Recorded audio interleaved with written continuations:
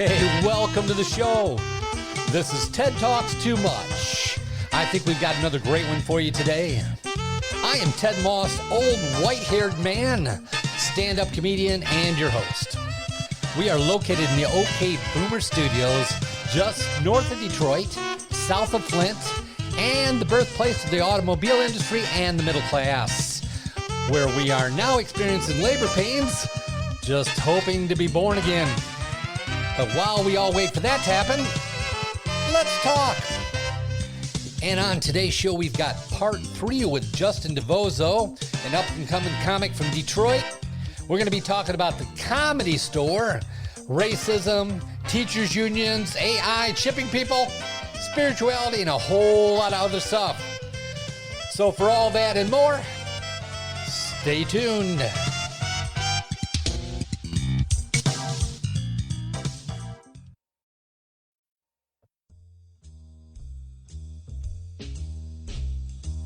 This is Ted Moss, and before the show starts today, I want to beg your forgiveness because I have not put up a show in about a month. That's because I came down with COVID. I'm not quite sure if it was 16, 17, 18, 19, which one it was, but I had COVID all right. I tested positive. I was actually down, but to tell you the truth, it was just a chest cold. Not pleasant, couldn't sleep, had a fever, had a little headache. You know, a couple of weeks was really bad. Since then, it's been a dry cough, hasn't been that bad. Got tired of taking cough syrup, although killed my appetite. I've lost about 15 pounds, so I look better. But I'm glad I'm getting over it. And the other thing is, I am now immune. 50 million people have had COVID, not one reinfection. That means once you had it, you're over it. You can go out. You don't need a mask. You can't catch it, can't carry it, can't give it. At least that's the way I see it. This vaccine that's coming out, if you take it twice, you're going to be sick for about a week. There's a bunch of side effects. You're going to have to sign off on all that. And it's only going to be 90% effective. Get it? Seems to me getting it is 100% effective. And matter of fact, if you do get it and you are immune, go to TED Talks Too Much on Amazon. Separate words, TED Talks, number 2, much. And get your shirt that says, I'm immune. Show people that you're over it. You're not carrying it. You're not a danger. Anyhow, I'm back. I'm glad to be back, and I'm going to continue the shows. And we're going to start out with part 3 with Justin Divozzo. It's a good show. So stay tuned. I'm back. I'm glad to be back. Glad you guys are listening. And with that, let's get back to the show.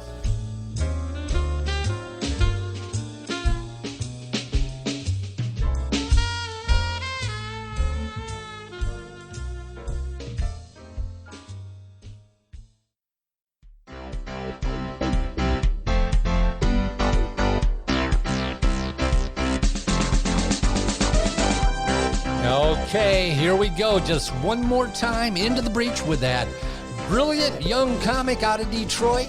He might look like he's backwoods, but he's a really bright kid. He had a lot of interesting things to say. That's why this went into 3 different episodes. But let's do it one more time and give an OK Boomer Studio welcome to my young friend, Mr. Justin Divozzo.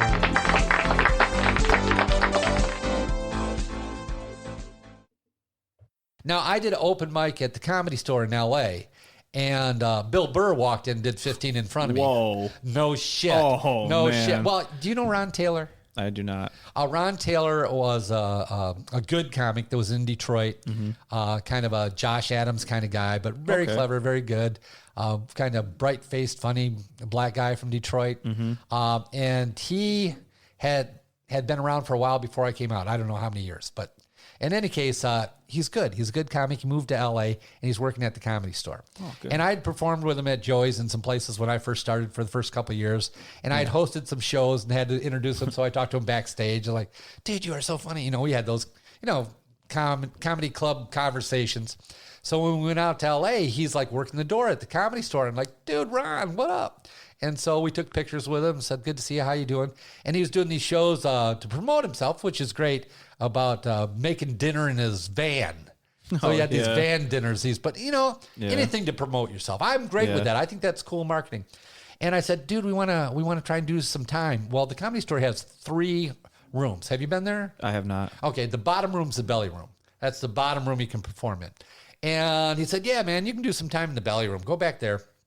And so just tell him you're a comic. And so we go back there, Billy and I say, yeah, we're comedians. Ron said we should come out back here and do some time. And you'd let us in for free. And the guy goes, tell me a joke. And so Billy told him a joke. And the big joke was Billy was going to do his Walmart joke, which is 5 minutes long. Yeah. But he told him some joke, and he goes, yep, you're a comic. So he let us in. And he just looked at me and said, yeah, you look funny enough, whatever. So he let us in. And we're sitting up. There's kind of a side stage that's a little bit high above the stage. We walk in. There's some guy performing in his BVDs, in his underwears, just his briefs. Oh, Lord. Yeah, you know, we're in LA. He's a good-looking guy, great physique, and he's trying to get attention and be unique, be different by being in his underwear. Not funny at all. Had no jokes. Had no sense of time. Well, you know what? Girl comes up after, smoking hot. Yeah. Not one joke, just yelling in the mic. You know, just a whole bunch of people. And Billy and I are going, these people suck. I've heard that Michigan actually has a really good... you know what? We did the whole country, and no one was stronger than Detroit. Really? That's awesome. Our mid-range comics, beginning comics are beginning comics everywhere. Yeah. And doing open mics, which we did across the whole country, you see a lot of that. But our mid-range is broader and thicker, more numerous than anywhere we went. Wow. And I could take you and a handful of comics out of Detroit, just middle people. Not top end, not 20-year people. I mean, under 10-year people. Yeah. And I could take them out to L.A. and compete with just about anybody out there. No shit. Yeah.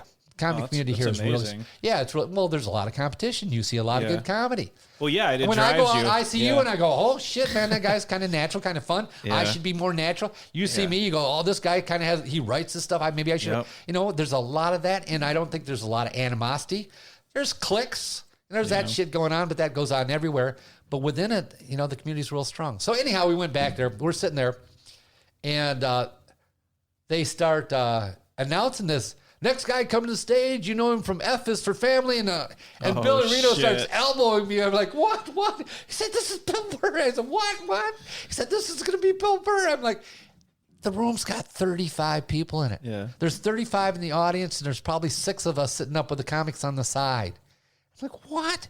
And Bill Burr walks in, does 15, and we're just like, we should be in this fucking stadium paying, $100, $200 a ticket to be watching this. Oh, man. We're like, 15, 20 feet away from Bill Burr while he's working out material and stuff. It was awesome. It was fucking awesome. Man, that would be a highlight experience. I love Bill Burr. I think he's one of the greatest. Yeah, did you see him Saturday Night Live? I really enjoyed it, actually. Billy almost recited the whole routine to me last night. Yeah. He liked it so much. I really loved it. I understand people being a little sensitive about it. And what? But... dude, that's our job. That's our job, though. I understand because of how many times I've said something and someone's been like, what the fuck? And I've been like, look, you don't understand where it's coming from then. Then you're not understanding where I'm bringing this because I don't mean to say it like that. I'm a comic. This is what I do. Yeah, truth to power. Yes. We're supposed to be outside. We're supposed to say the things you're thinking, but it isn't proper to say. That's our job. Yeah, absolutely. I think what he said, his monologue was one of the best I have heard in a long time. You know what? And that's what I was telling Billy. I said, man, if you guys want to get noticed, you got to do the Hannibal Buress, call out Cosby for raping women or something. You got to say something outrageous, and now is the perfect time to do it because there's so many things that are socially inappropriate. And if you can find the right thing that is absolutely undeniably true, even though it's inappropriate to say, and state it strongly in a funny way, you're gonna go viral. Yeah. Now is the time to do it. There's, when everything's being said, it's hard to stand out. Right now, it'd be really easy to stand out. Yeah. Now, you don't want everybody to turn you off, but you want some people to reject you because you want bad press because of it. Yeah. But Muhammad Ali, the reason he was making faces, bad press is good press. That's right. Any press is good press. Any press is good press. Come to my fights to watch me lose. Come and root against me, but come to my fights. Yep. He made a living, and he got that from professional wrestling. Mm-hmm. That's a good strategy, and right now is a great time to do it. So I'm all for Bill Burr doing that. I probably haven't told you, but I was invited to be on a podcast, and these guys are out of Western Canada. Oh, wow. Out on the coast. And they wanted their comic to be on my show. And I said, I listened to their show, and their deal was the philosopher who majored in philosophy will quote Socrates or Confucius or somebody, and then the comic will try to make a joke about it. And so I told him, dude, that's not my show. That's the antithesis of my show. I'm not asking people to be funny. I'm asking people to talk. If we have fun talking, or if it's a good conversation, that's all it is. It's no more than that. So I don't need somebody on here trying to make jokes about what I say or what they say. But I'll be on your show. And they said, okay, because they're trying to get some notoriety. I don't know. I think they're starting out, new show. And so I went on their show. They wanted to talk to me about socially inappropriate speech, politically correct speech. Yeah. And I'm like, do you know what I do? Yeah. Do you know what I do? You know, I'm a comic. Your guy's a comic, but I do stand-up comedy. Do you know what I'm getting up to do? And I'm all about free speech, because the reason we ended the Vietnam War and the things I protested is because that speech was unpopular. That was an unpopular position, but we had a right to speak it, even though people hated us. The other generations hated us for it, but we had a right to speak it, and they let us speak it. So I'm all about letting unpopular speech happen, all kinds of it. And he's going, if it hurts somebody's feelings, you shouldn't do this. And I'm like, I'm totally not on board with that, dude. Yeah. I mean, sticks and stones. Don't do that. And so we had the big argument on the show. I don't even know if they put it up, because I was like, no, dude, you're freaking wrong. Yeah. And he ended up telling me, well, it's easy for a cisgendered old white. And I'm like, really? Now you want to know who I'm fucking? Yeah. Really? This matters in this conversation? Well, they're growing pains. You cannot evolve. You cannot grow without a struggle. There is a resistance. There is a friction to everything that becomes greater, and you can't. To say that like if it bothers somebody, you can't say it. Well, then we would never be anywhere we are today.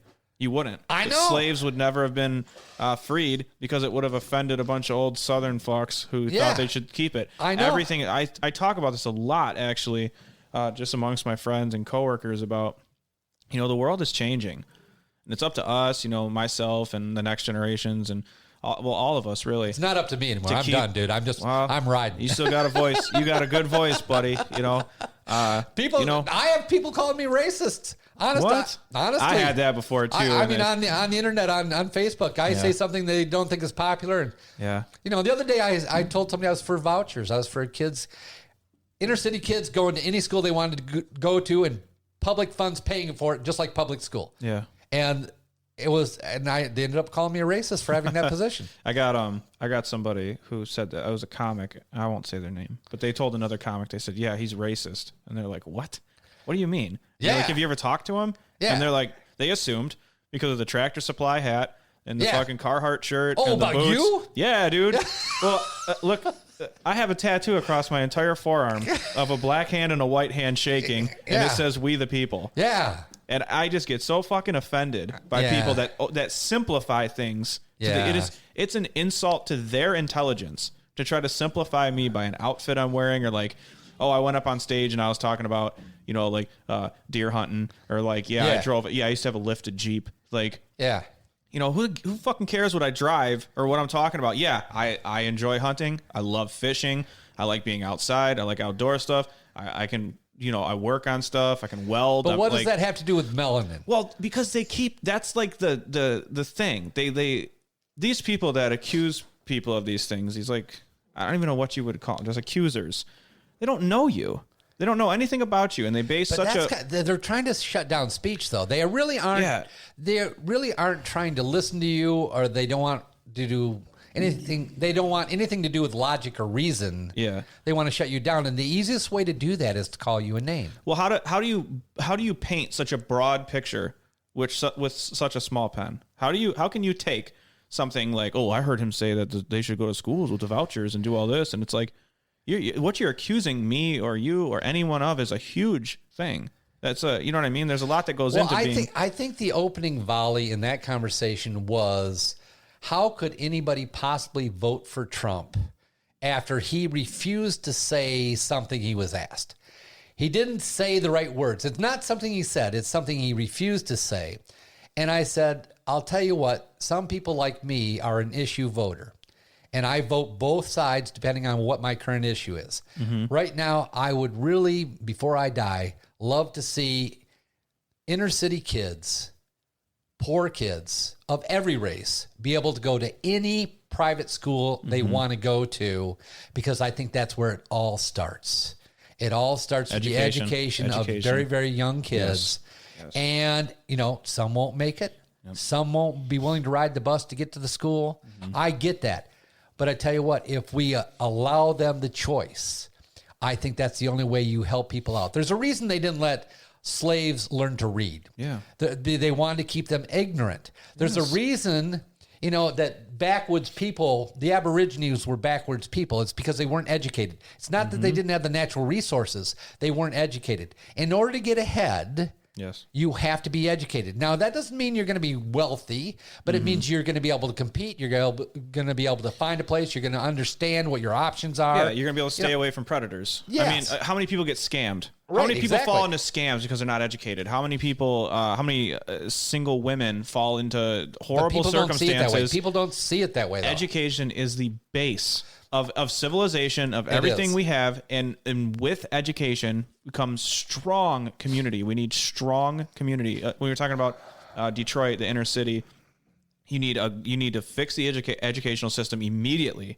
and you need to have a stronger community that can form around. I was talking to a black comedian in Detroit, and I told him I was for vouchers, and he said, it's terrible. It'll hurt the public schools and the public school teachers. And I said, I don't give a hoot or a damn about the buildings.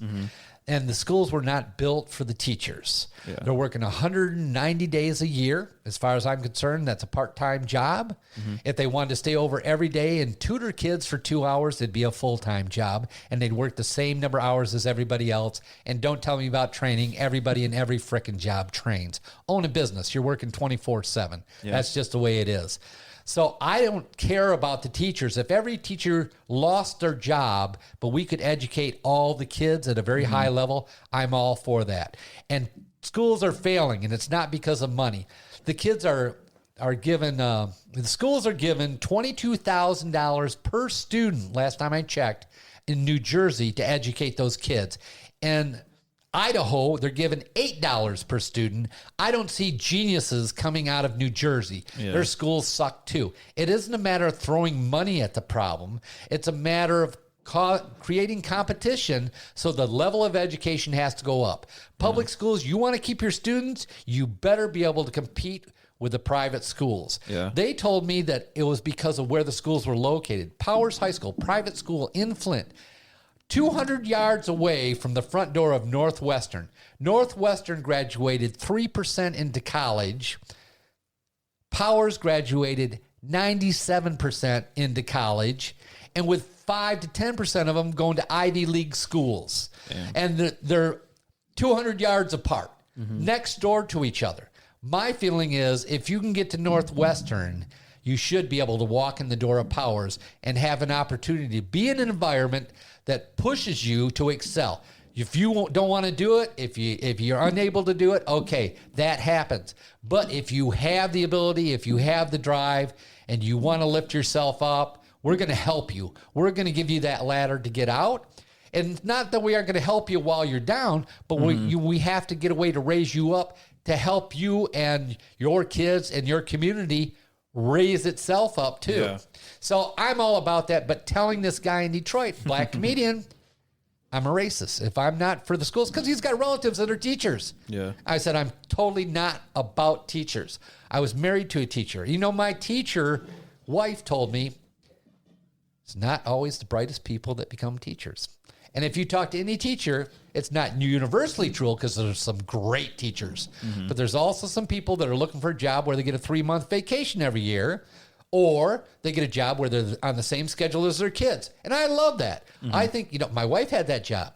Kids are off school. Well, she's off school too. I don't have to worry about it. She's got all summer with the kids. I think that's great. Less daycare, more direct parenting. It's a great job. I think it's a great job. I'm not against the job. I'm against people thinking that you ought to sacrifice the kids to benefit the administration and benefit teachers, especially in the situation where the teachers cannot be fired. Oh, like the tenure or whatever? Yeah, they got them out east where they're so bad they put them in schools, just sit there all day. So they show up and don't teach anybody in these vacant rooms, and they got to pay them rather than fire them. Yeah, it's really, really ugly. Once they get tenured, it's terrible. Yeah, it's bad. But the unions got really strong. The teachers' union is one of the biggest, strongest. What do they call them? Lobbies in Washington D.C. Wow, I didn't know that. Oh yeah, tons of money. Yeah, tons of power. Nobody's crossing the teachers, and this crosses the teachers. It says I'm putting the kids in front of the teachers. Yeah. Huh. Yeah. So I'm all this year. I'm all about student vouchers. I'm all about, if there's any way I could before I die, help young kids get the basic elementary education and high school education. I'm all for that. Now, down the road, most of the education is going to be online anyhow. That's how people are going to be learning. Yeah. And so can people learn at their own rate? And you got, if you're good at English, you're doing more advanced stuff. If you're bad at math, it takes you through it slower. I it's totally a personalized get that. curriculum. Yeah. But you know what?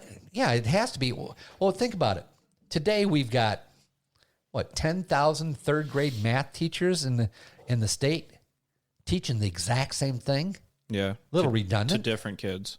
Yeah, kind of redundant, isn't it? Yeah. Isn't there a more effective way to do that? And I think there is, but that effective way is outside of the teachers union. Now, everybody hates it when technology is going to take your job away, but eventually technology is going to take away the jobs of a lot of school teachers. Technology is going to take the jobs of a lot of people. Well, it already has. Automation will completely have taken over most factory jobs, most grocery store jobs. These are we worked on I do a lot of autonomous vehicle research and stuff. Oh, really? Yeah. We've made a lot of components for autonomous vehicles, and we're doing like a shopping cart that can you put your stuff in there, it scans it for you, and you pay with your credit card, so you never have to go through a line. You know what? Somebody told me that they have, is it Amazon stores? Some stores where you walk into and you just walk out with the shit and it charges you. Holy crap. Yeah, maybe that's who it is. Yeah, I don't know. If you're going to cut it, I can't say because of NDAs, like what it is. Oh, do you want me to cut that part? No, it's just, we can't, if it's the customer name, it's an NDA. I don't know how they would come across it, but just in case. But yeah. Yeah, I read about that someplace. I can't remember where it was. Maybe it was an Apple store too. I don't know. Yeah. But anyhow, there's lots of cool stuff going on. Well, it's cool stuff, but automation is taking over. I mean, yeah. Hey, you want to talk about? Here's something I'd like to hear what you think about AI. Oh, yeah. It's gonna be a huge thing. I don't have a problem with microchipping. I'd like to get that out of the way right now. Microchipping people? I don't have a problem if my debit card, social security number, blood pressure count, blood sugar is all in my hand. I mean, could you imagine how many lives it would save? It could detect a heart attack before it's happening. All right. Imagine a scenario where somebody like Trump or somebody worse than Trump takes over. They're running the government. Somebody you hate. Yeah. You oppose them. You go out in the street to protest like you're part of Black Lives Matter, and they decide to turn you off. Okay, I see. Yeah. I'm just saying. No, I'm with you. It doesn't take a whole lot to get there where if you put everything on a chip and it's in your body, you cannot escape. They have control. Right. I don't see why we would have to do the implant, first of all. So I'm not like, I think that putting an implant in is a really primitive, stupid way of doing it. I think that we're going to have a lot of things implanted eventually. We're going to be Borg-like eventually. We will, yes, depending because on 100 years, 200 years, we're going to be Borg-like. But what you're going to lose some things along the way. Warren Buffett said the object to the exercise is to chip everybody. But to chip everybody is to control everybody. Now, the question is, they aren't going to chip everybody everywhere all the time. The Aborigines are not going to get chipped when we get chipped. We're going to be the controlled people if we get chipped first. Yeah. So this goes back to my 1960s hippie days. How much control do I want to give to the government? Yeah, the big as soon as brother. I found out we're in Cambodia, my friends are coming back without legs because they were in Cambodia. When they say we aren't in Cambodia, I'm like, fuck you. I don't care. I don't trust you guys. Everybody's a liar. Government, you're just in it for yourself. Yeah. I mean, I became that guy. So now this is... all this shit's going on. I'm going, I don't trust you fuckers. You know, George Orwell book is all coming true. Well, it really is. And it scares the hell out of me. I'm a lot more private than most people. I quit Planet Fitness because I didn't want them to have my picture. Oh, yeah? Yeah. I'm against. Yeah, you want to take my picture? Dude, I'm just coming here to work out. You took my money. I should be able to use the machines. Here's my ID. I got 3 or 4 of them if you want to check, but you're not having my picture. I don't want to go on that list, wherever that is. Yeah. I don't want to be on it. And they said, okay, you can't work out here. I said, refund my money. I walked. Yeah.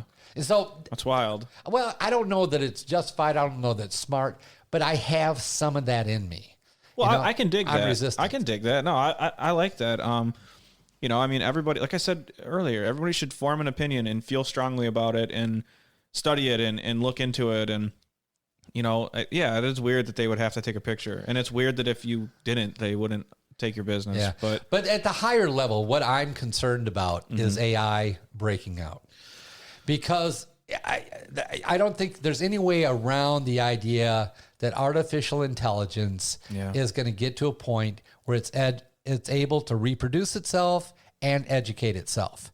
And it learns at such a faster rate than we do that it's going to be really advanced to human beings really quickly. Yeah. Do you think... and when it's really advanced to human beings and it has all our knowledge, it's going to understand how to replicate itself, okay? Right. And once it learns how to replicate itself and it finds out we're lesser than it, when are we an annoyance to AI and does it eliminate us? So I think that what would happen... This is all conspiracy. This is conjecture. This is just what I think. Yeah, I don't have any real proof behind it, but I think the problem would be is that if artificial intelligence became such a superpower, I think it would eventually lead into the conspiracy of a simulation, because I see it as humans would be used as maybe resource at that point because we're lesser than we're inferior. Our organs go down. Well, we already are. But our organs, our blood, a lot of valuable things like that, we are still a necessity. So maybe that could move into simulation. I don't know if we are. You know what? It's kind of funny. Somebody asked a really smart man, and I can't remember who it was one time, if we would ever travel to other stars and other galaxies and these things. And he said, no, but your descendants will. Oh. But the thing is, our descendants are not going to be human. They're not going to have tissue. Oh, you think it's just going to be a Borg then? We're already transplanting hearts that are mechanical. Well, it doesn't even have to be a heart. We're gonna evolve into machines. Yeah. I hate to say that, and I don't know if it's 100 years or 1,000 years. Yeah. But eventually, our flesh and body beings are not going to exist. Yeah. I mean, people worry about whether it'll sustain our life. Yeah. We don't have to worry about that because we aren't going to be here, and all our knowledge and everything we've learned is going to be in these machines. Yeah. Now, that's if we don't have a catastrophe to the earth. And that could happen. A meteorite could hit the earth and things could blow up. In which case, we should do what the pre-Egyptians did, not the Egyptians, the pre-Egyptians did. And what they did was they built pyramids. And the reason they built pyramids is because they will not be destroyed for thousands of years. They're in a perfect shape to withstand wind and rain and all these different things.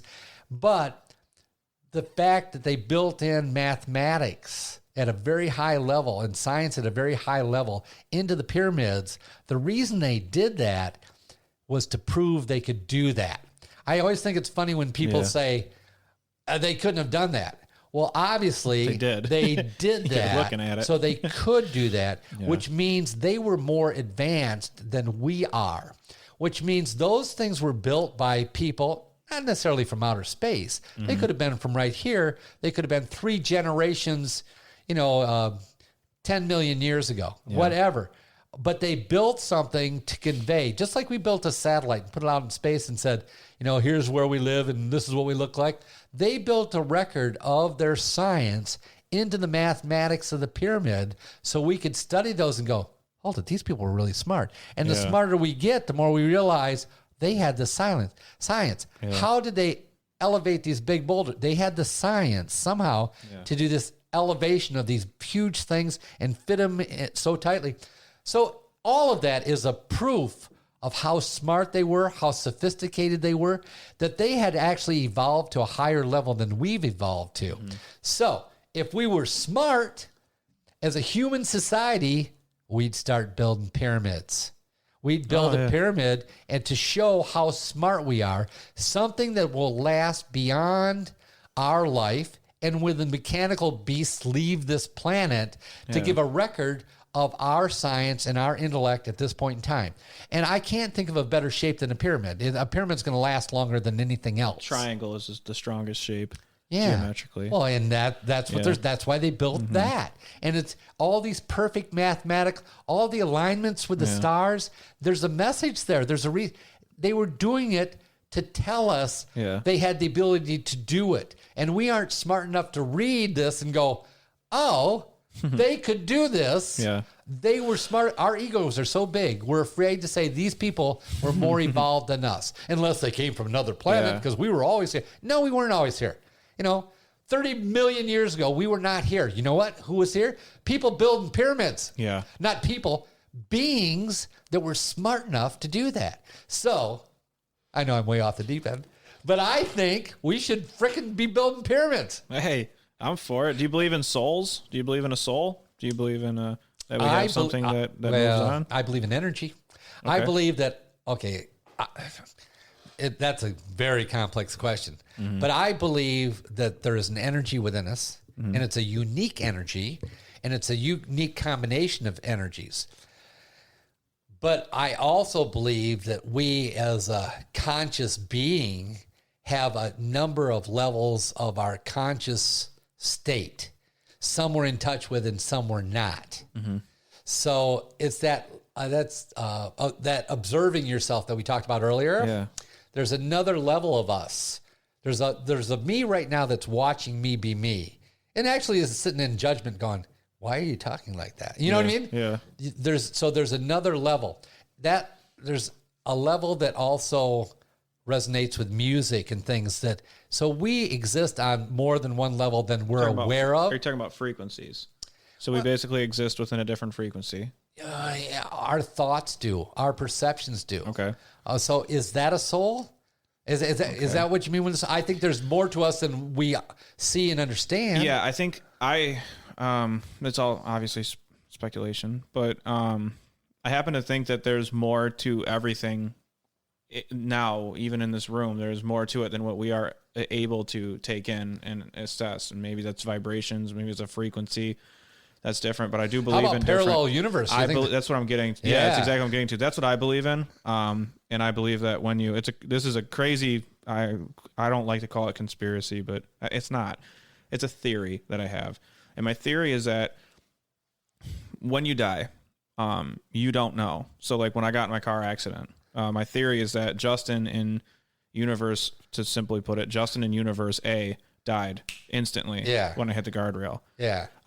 Maybe I suffered, but at that moment I got pulled out of it. Right. And I, like an old film reel, I blipped into universe B, C, D, E, F, G, H, I, J. It goes on for infinite. There's an infinite amount of different universes. And I happen to go to one of those different ones where things are slightly different. Oh, you think that has to travel? You don't think that can end? Do you think that has to travel someplace? It's seamless. You just seamlessly connect, and the point of it is for you to gain experience. And I think that as you die, you come back as different things to gain experience. I think that's why people say old souls, is because that old soul lived as a peasant, that old soul lived as a king, that old soul lived as a... I'd like to believe that too. I strongly believe that when we pass on to a life that is to keep teaching us, for us to become a higher deity. I believe that once you have taken in 1 million lives, you become the thing that observes. So in each life, do we get to a higher level? I mean, are you and I souls that have passed into the same plane, because you and I generally are on the same level when we started? And I might progress into a higher one and you might not, or you might go to a 1, 2 above that. Yeah, I believe everybody at some point will progress to being a higher power. Only because say you lived a shitty life. Say you were Vlad the Impaler. Vlad came back. You think it's based on our moral compass now and what's good and bad in our mind now? I don't believe that it's morally. I believe that the universe does have a good and it does have a bad that is larger than us. And I believe that the purpose of life and the purpose of the universe is to ultimately get us to a being that understands the absolute of good and bad. Do you think that outside of our bodies, we are actually all connected in one being? I kind of have that belief too. Yes. Like we're all united in this one. We're all parts of this thing, this puzzle that's getting better and better, and we could evolve into this pure thing. How can I be so compassionate? How can I have such strong empathy? I see someone on the side of the road and I feel bad. I feel this feeling, like this overwhelming feeling of like, oh my God, like, or you see someone who went through something you went through and you're like, oh my God, I feel it. And then there are people in this world, that heavy compassion. And there are people that do not have that. Yeah. Because they are young. They don't understand. Their soul is not matured to the point of understanding. I had that feeling when I first saw you perform. I was like, oh God. So, but that's just that's a theory that I have, and I think that. Well, you know what, my uncle kind of had that belief too. He was a member of what's called the I Am Society. Really, and it's kind of a religion, where they believe in. They literally believe in Jesus, and that Jesus is reincarnated, and that we're all getting better. And there's some rules about taking care of the body to get better. Okay. They used to have some kind of gathering in California. He used to go to every year out in California to celebrate with these people. But the interesting thing about Uncle Bill and this society is he became the medical or doctor person within this society through the writings of Shakespeare. Oh, wow. That's one way to get there, I suppose. Well, there's a theory that nobody knows who Shakespeare is, and there's also a theory that there's a encoded message, or what they call a cipher, within all the works of Shakespeare. And if you notice, the words are jumbled up and all don't always make perfect sense, but they kind of do, but kind of don't. And there was a doctor that my uncle found out about who had studied this. He quit his practice in order to just study this theory and try to decipher the works of Shakespeare. But the first thing he had to do is get perfect copies of all the works of Shakespeare, put them in a certain order, and not leaving out one punctuation mark. It had to be just pristine, exactly the way it was written. So he did all the research and put it all on this big scroll in the correct order so the cipher would read properly. And he studied this for, 20, 30 years or something like that. And then he died. And my uncle found out about this after he died. And so my uncle got in touch with his assistant that he paid to work with him for these 30 years and said he wanted to know where the scroll went. And he said, she said the scroll went to here and there. And eventually the scroll went to Europe, but it had come back to the United States. And my uncle located the scroll, bought the scroll. Oh, man. He bought the scroll. And so he took it back to his house. My uncle worked years to decipher the code of Shakespeare. And then I saw him one time, and he was an interesting guy. He really was. It sounds like it. Well, he was really good looking. He was a party dog at Michigan State University. He ran for most popular man on campus. Oh, shit. They put him with a upright piano in the back of a pickup truck, and he played boogie woogie for all the sorority houses and smiled. And but he was a really laid-back guy. I mean, one of the stories about him was in college, he borrowed somebody's car to drive back to Flint from Michigan State. Yeah. And on the way back to school, car broke down. He hitchhiked the rest of the way. Didn't bother telling the guy. Because that's how laid-back he was. The guy said, it's out on... He was just like... He was real casual about that kind of stuff. Yeah. So that was his nature. But now he's become this religious guy. He became a vegetarian. Okay. Back in 1960, he was ordering a... double cheese Whopper, hold the meat. You know what I mean? That's who he was. Yeah. So anyhow, he deciphered the code after years. And he told me, he said, I figured it out. And I said, well, what is it? And he kind of told me what the code was. But if you read certain words and then you get to a point and then you skip and read other words, it tells a whole different story about the man who really wrote all the Shakespearean works. And not only that, he wrote the other great works of the time, and I can't even tell you what they are at this point. And within it, he describes his life and how he had discovered the Sorcerer's Stone. Oh, shit. Yeah, and the Sorcerer's Stone is the key to everlasting life. What, like through alchemy? Yeah. Oh, no shit. So my uncle, I went over to his house like a year later, walked into his house. He's got 200 Bunsen burners going in his house. Oh, fuck. He's boiling down all this stuff. He's an alchemist. Yeah, he's an alchemist. He becomes an alchemist. Oh man! And I'm like, "What are you trying to do?" And he said, "Trying to make gold out of base metal." Yeah, that's just the alchemy was trying to search for that forever. That was the whole thing for the Philosopher's Stone. And he did. He succeeded. What? He succeeded. No shit. Yes, and that's what and he told me, and I'm like, I'm at office one day. Yeah. I'm at the office. He calls up. He says, "Hey, can I come use your fax?" This is when fax was new. I'm like, "Yeah." He said, "Yeah, I'm bidding on some government project. I got a fax in, whatever." I said, "Yeah, come on." So he comes down, and I start talking to him, and he's a nice, smiley guy, just kind of little. I don't want to say, yeah, he's odd. He was a little odd. He was a little just different, but super friendly, super nice, and. So I'm talking to him and I said, "Yeah, you know what? I got this trigger finger. My thumbs are locking down and I just had surgery on one hand. See the scar here? I had it taped up or whatever. And I got to go have the other thumb done, but I didn't want to have them both done at the same time because I closed my hands and I have to reach over and pull my thumb back out and it clicks and pops back out." He said, "Oh, I can fix that." I said, "Really?" I said, "Yeah, I can fix that." He said, "Yeah, I do that medical stuff for my religious group, and I can fix that for you." And I said, "Really?" He said, "Yeah." And I said, "Okay." And he reaches into his pocket and he pulls out a little vial of gold dust, and it looks like a test tube, only shorter, about half as big, and it's got a little rubber thing stuck in the end. Pops it out, grabs a short popsicle stick, what looks like a popsicle stick to me, out of his pocket, sticks it in the glittery gold, pulls it out and says, "Put this on your tongue and let it dissolve." So, and I had been a hippie. Yeah, I was gonna say, I'm in. I did mescaline, LSD, PCP, THC. Yeah, how bad can this be? Yeah. So I'm like, I'll do this. So I take the popsicle stick, pop it in my mouth, let that stuff kind of melt on my tongue, go down around my tongue and stuff, hand back the popsicle sticks. And then I'm standing there talking to him. Swear to God, it's not 3 minutes later. I'm stoned, man. I'm just like fucking high. I'm like, "Oh, shit." He said, "Yeah, you can't take too much because that actually builds up. See, there's an inner body and an outer body. Your inner body, if it gets too big, it presses on the outer body. So we want to give you just enough. And this actually will cure everything." I'm like, "Cancer?" Yeah, he said, "This cures everything.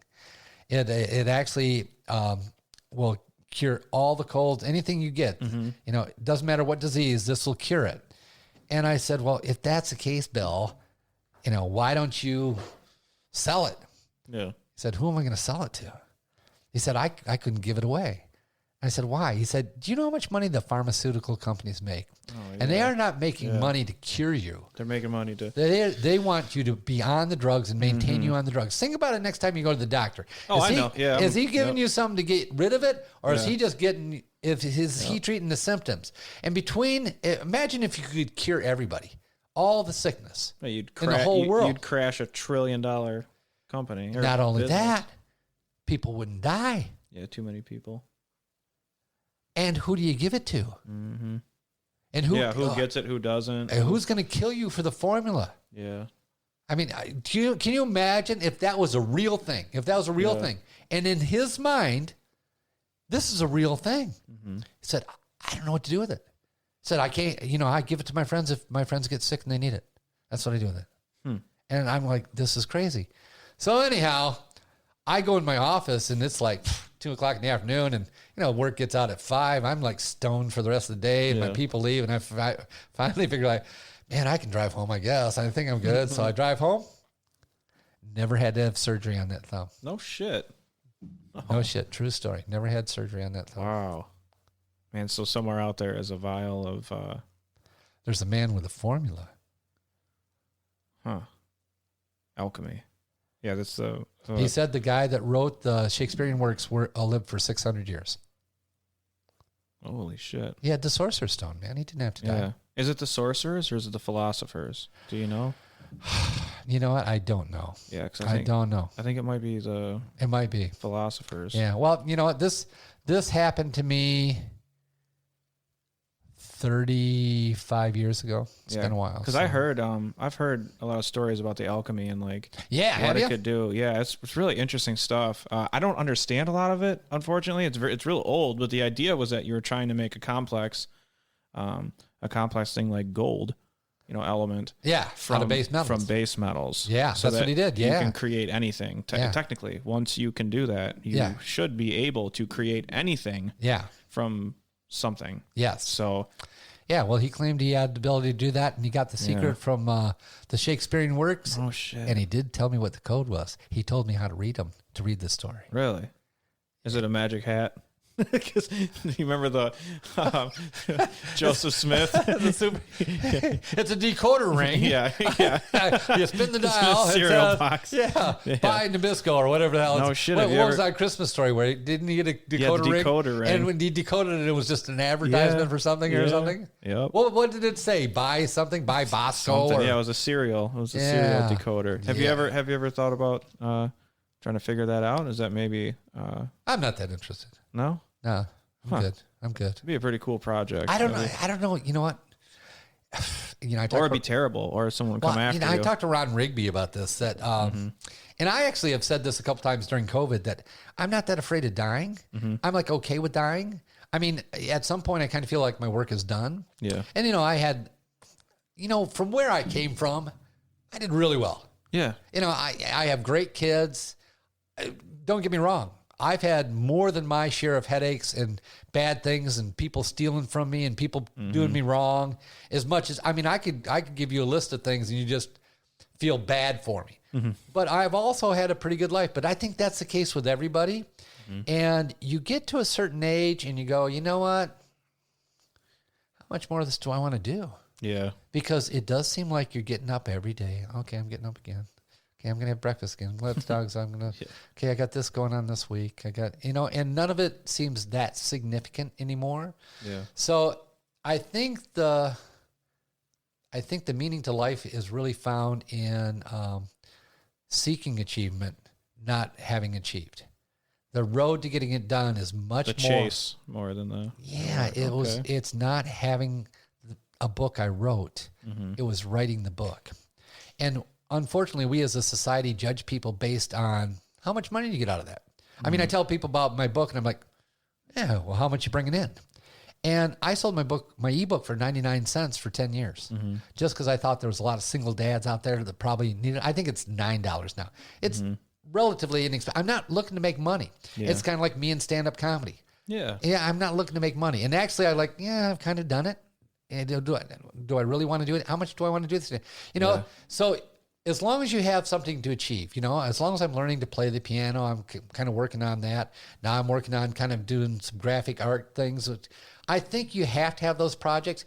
Yeah. When you're young and you're just trying to feed yourself and take care of your kids, you're so busy you don't think about it, but you're actually doing those things. But you take all that necessity away and you go, does it really matter? Do I really want to, do I want to really sit on the beach all day today by myself and look at the ocean? That would get old after a while. Really old, really quick. Yeah. It doesn't matter what it is. It's like anything, golfing or anything. After a while, you go, well, I used to golf 5 days a week. I was an avid golfer. I was a pretty good golfer. I joined a club. I actually was on a number of leagues, but I'm like, yeah, I did a lot of years of golf. Yeah. And it's not that I can't. I mean, I can go out any day and, keep up with most people, but it's kind of not what I'm doing right now. So, and that's like the podcast. It's a new thing. I'm glad to be doing it. Yeah, it's awesome. We got to shut this down, man. We've been talking for 3.5 hours. Man. Did good, though. It was a good conversation. Yeah, it was good. I don't know if no one will find this entertaining but you and I. What? I fucking hope not. I'm going to promote the hell of it. Yeah. I don't care for any of that shit. Oh, man. I enjoyed the conversation. It was great. Well, obviously, TED talks too much. I came up with a good name for it, though, didn't I? Oh, it's perfect. I do too. I do too, though. It's hard. You know what? I don't think I let you talk enough. Oh, for sure. Oh, definitely. Yeah, you're gonna go through the editing. And I'm gonna cut me out. Yeah, just have you. Justin show. Yeah. Yeah, I appreciate it, man. Thank you so much. Is there anything you want to plug here at the end? No. Just keep an eye out for the Thirsty Thursday podcast that'll be coming out. Follow me on Instagram at J Divozzo, Facebook at just Justin Divozzo, and J Divozzo on Twitter. And, keep up with me. I post my shows usually. I'm doing a much better job now of like promoting things. Marketing's important, man. We were talking about that. Marketing's important. It's all about marketing.